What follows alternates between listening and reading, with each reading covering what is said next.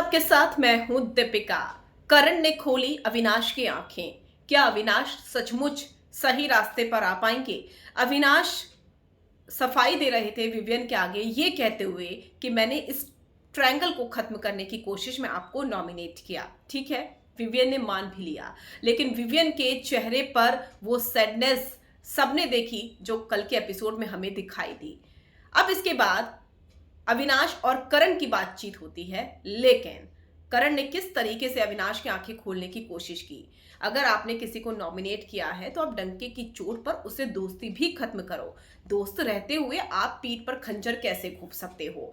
बहुत बड़ी बात यहां पर करणवीर ने कह दी। और क्या कुछ सफाई में कह रहे थे अविनाश, क्योंकि बातचीत के लिए घोड़े पर बुलाया था यहां पर करणवीर ने अविनाश को, क्योंकि करणवीर समझ नहीं पा रहे हैं कि अविनाश क्या करना चाहते हैं और ना ही फैंस समझ पा रहे हैं। चलिए आपको बताएंगे कि इनके बीच में बातचीत क्या हुई है। अगर आपने सब्सक्राइब नहीं किया है तो जल्दी से कर लीजिए ताकि सारी की सारी लेटेस्ट खबरें आप तक पहुंचे जल्द से जल्द।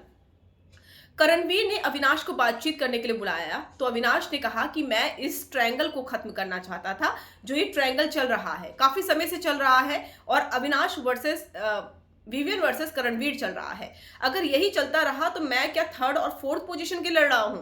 फिर तो मेरा फायदा ही नहीं है। मैं यहां पर शो जीतने के लिए आया हूं।